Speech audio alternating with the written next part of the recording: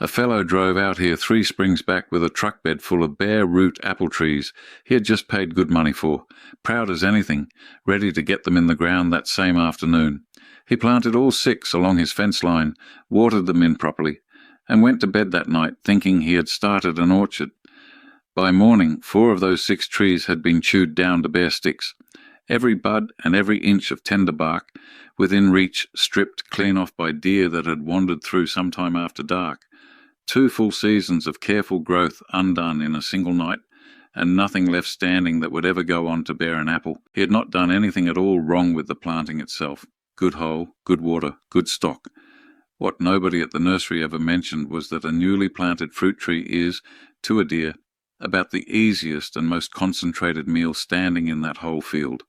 I am Hollis, and I have watched this exact thing happen to more new orchardists than I can honestly count over the years, because the nursery sells you the tree and simply stops right there. Here is why it happens, and once you understand the reasoning, the whole problem gets a lot easier to prevent. A young fruit tree carries soft, tender bark and buds packed with sugar and nutrients, sitting at exactly the height a deer's mouth reaches without any effort at all. An older, established tree has thicker bark and has usually grown past that easy reach. A brand new tree planted this spring is sitting there at the single most vulnerable point of its entire life, with nothing standing between it and anything hungry that wanders past. Deer do not need to live on your property to find it. They travel a genuinely surprising distance each night, searching out exactly this kind of easy food, and a newly planted tree gives off a scent of fresh-cut wood and disturbed soil that, frankly, advertises itself. Let me walk you through where this actually goes wrong, because it is rarely one single mistake. Number 1, no fencing at all, because the yard felt too close to the house to need it. This is the single most common reason I see young trees lost. Owners assume deer stick to open farmland or deep woods, and a yard close to a house, a road, or a neighborhood feels like it should be safe by comparison.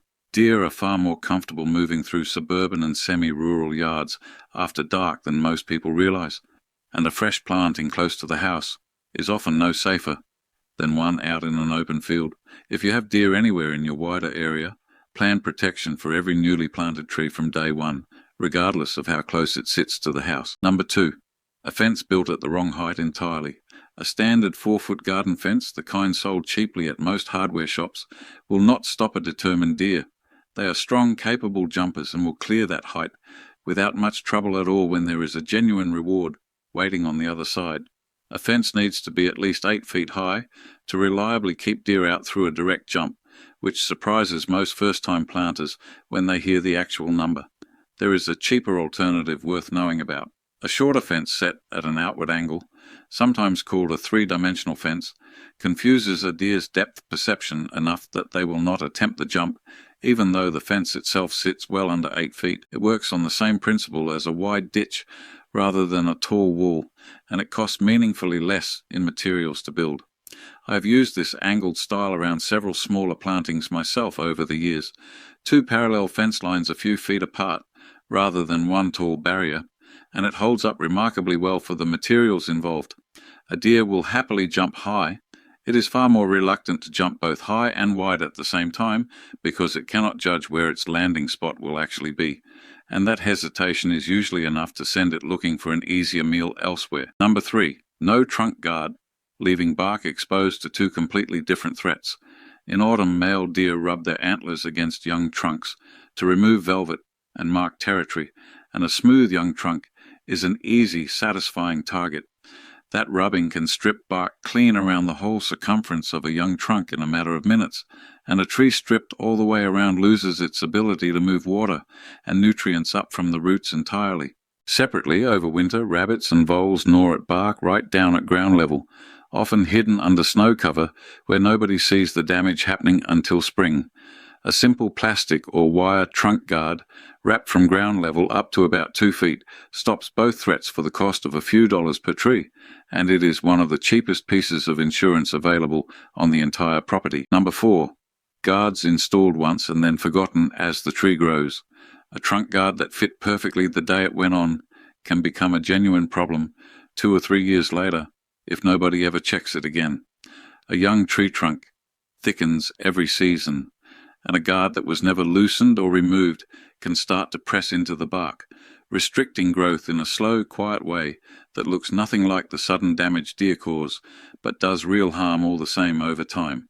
Check every guard once a year, ideally in early spring before growth really takes off, and loosen or replace anything that has started to sit tight against the bark. A tree that has been slowly restricted by its own guard shows a specific pattern worth knowing.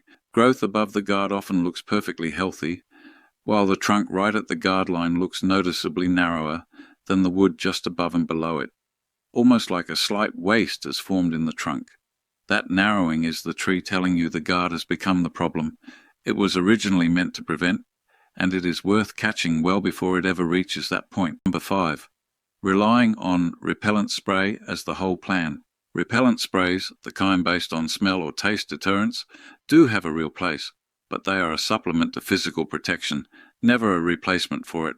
Most repellents lose their effectiveness within a couple of weeks and wash away completely in rain, which means a spray applied once in spring is providing essentially no protection by the time the riskiest months of winter browsing actually arrive. If you use repellent, treat it as a second layer on top of proper fencing or guards, reapplied on a genuine schedule, not as the entire strategy on its own.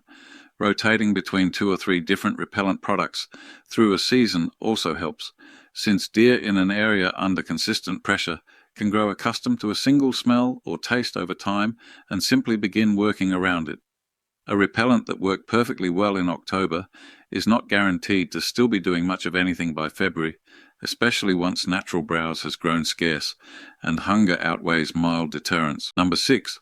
A fence that gets built once and never maintained. A gate left open after a single visit, a gap that opens up where a post has shifted, or a section that gets buried under a heavy snowdrift, all quietly turn a good fence into no fence at all, and the trees inside are none the wiser until the damage is already done. Walk your fence line at the start of each season, and again heading into winter, checking specifically for gaps, weak posts, and anywhere snow could realistically build up high enough to let a deer simply step over. Number 7. Leaving a tree unprotected through its very first winter specifically. This is the single highest risk period a young tree will ever face. Natural browse is scarce, snow can cover low-growing plants deer would normally eat instead, and a young orchard tree becomes one of the most appealing food sources left standing anywhere nearby.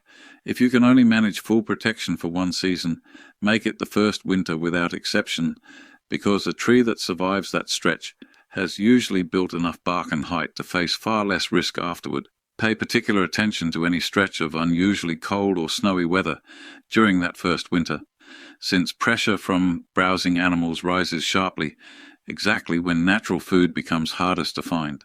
A quiet, mild winter can pass with barely a mark on an unprotected tree, while a hard winter with deep, lasting snow cover can bring animals right up to your fence line, looking for anything at all still standing above the snow. Number 8. Treating rabbits and voles as the same problem as deer.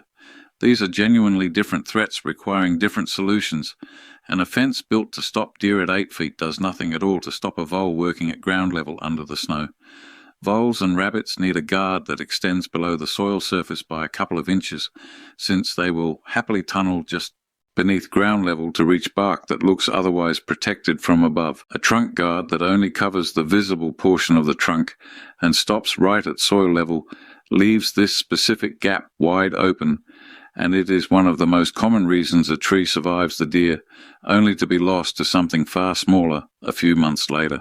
A simple length of hardware cloth, the fine wire mesh sold at most farm supply shops, wrapped around the base and buried an inch or two into the soil, closes this gap for a genuinely small cost. It is easy to overlook precisely because the damage happens out of sight, under snow, at ground level, while all the visible attention naturally goes toward the taller fencing built to stop deer. Number 9. Planting several young trees close together with only one guard between them. When several new trees go in as a group, close together in a new planting, that concentration of easy, defenseless targets can actually draw more attention from browsing animals than a single isolated tree would on its own. Protect every single tree individually, right from day one, rather than assuming a fence around the general area is doing the job for each one specifically. Now here is what this actually costs, set against what it prevents.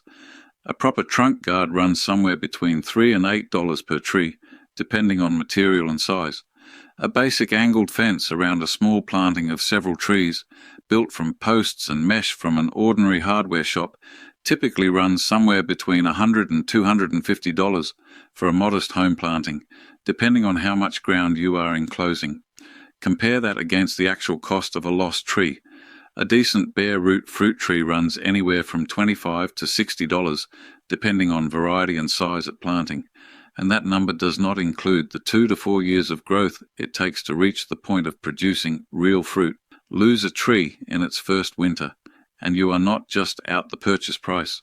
You are starting the entire multi-year wait over again from nothing. Think about it in terms of the years, not just the dollars, because that is really where the cost lives.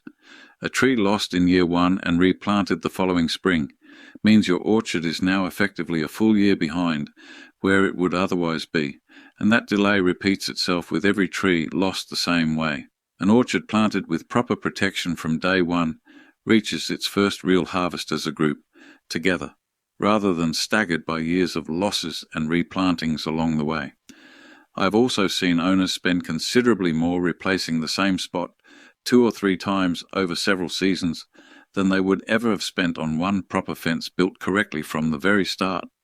Buying the cheapest possible protection, or none at all, rarely turns out to be the cheapest choice once you actually add up what gets lost along the way. Here is a routine worth putting in place this season, regardless of how many trees you are protecting. Install trunk guards and basic fencing at the same time you plant, not as a follow-up project for later, once you have got around to it. The very first night a new tree sits in the ground unprotected is genuinely one of the riskiest nights of its whole life. Walk your young trees once a week through the growing season and once every couple of weeks through winter, checking specifically for early signs of rubbing, gnawing, or browsing. Catching damage in its first day, before an animal has fully committed to that spot, gives you the chance to reinforce protection before real harm is done. Check every guard for tightness each spring as growth resumes, and loosen or replace anything that has started to press into thickening bark. Heading into autumn, walk the full fence line specifically looking for gaps, weak posts, and anywhere snow is likely to drift high enough to let deer step across come winter. Keep guards in place for at least the first 3 to 5 years, until bark has thickened and the tree has grown well past the easiest browsing height, rather than removing protection the moment a tree looks reasonably established. A good rule of thumb I use myself is to judge by the trunk, rather than by the calendar. Once the trunk has thickened to roughly the width of a broom handle, at the point where the guard sits, and the lowest branches have grown well above easy reach, most of the original risk has genuinely passed. Some years that happens closer to 3 years, some years closer to 5, depending on growing conditions, and checking the actual tree tells you far more than counting seasons on a chart ever will. I have put together a full guide covering fence height and design by animal pressure in your specific area, a trunk guard sizing chart so you replace at the right moment rather than too early or too late, a seasonal walkthrough checklist for catching damage in its first days, and a full cost breakdown for protecting plantings of different sizes. It is linked below, and it exists because I have watched too many good trees lost in a single night to a problem that a few dollars of guard would have prevented entirely. One last thing. That fellow with the truck bed full of apple trees was not careless. He did everything right that a nursery actually tells you to do. What nobody told him was that the tree needed protecting before it needed anything else at all, because protecting it was never part of what he was sold. So before you plant another tree this season, buy the guard and the fencing stakes in the same trip as the tree itself, and get them in the ground on the very same day. That one small habit is the difference between an orchard that genuinely grows into something and a truck bed full of good intentions gone by morning. I have been growing fruit trees on this land for most of my life, and the plantings I lost the most were never the ones where I got the pruning wrong, or missed a season of feeding. They were always the ones I meant to protect properly, and simply never quite got around to before the weather turned. Do not let that be the story of your own first orchard.